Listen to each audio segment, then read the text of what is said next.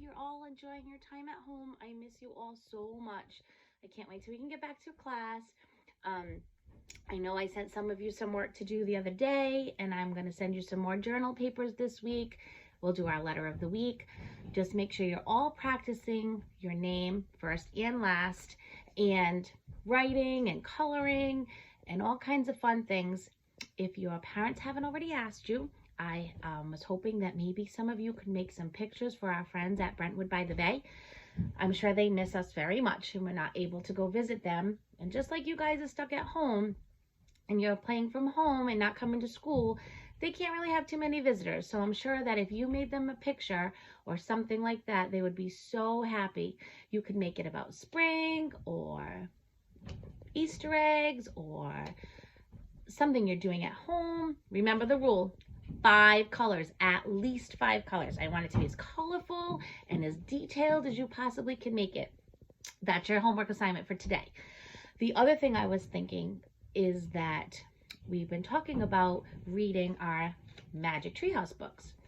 And if you remember, we were talking about chapter books. And chapter books don't have a lot of pictures in them.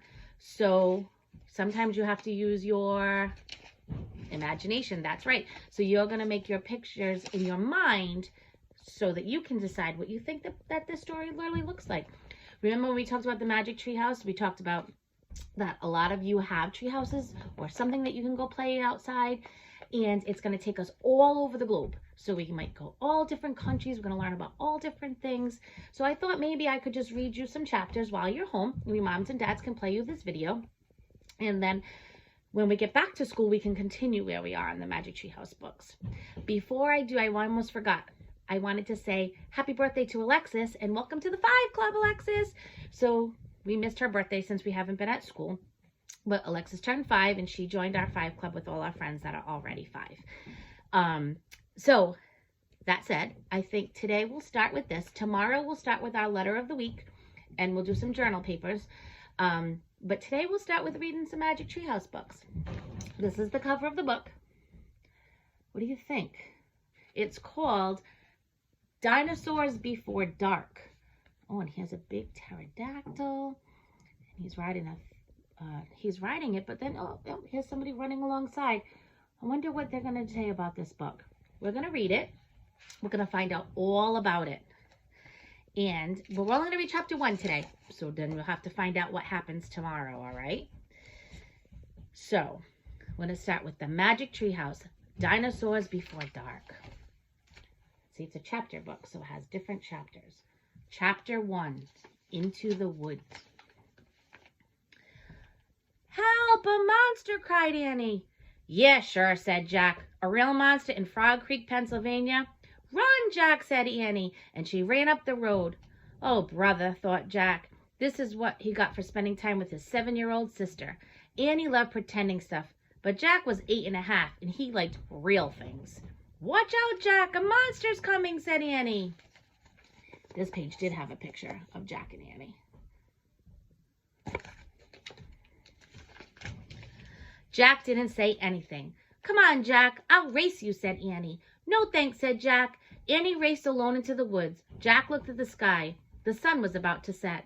Come on, Annie, it's time to go home, yelled Jack. But Annie didn't answer. Jack waited. Annie, he called again. Jack, Jack, Annie shouted, come here, quick. Jack groaned. Oh, this better be good, he said. Jack left the road and headed to the woods. The trees were lit with a golden late afternoon light.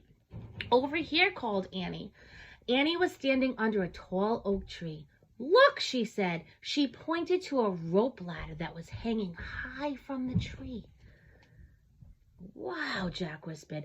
At the top of the tree was a tree house tucked between 2 branches. That must be the highest tree house in the world, said Annie.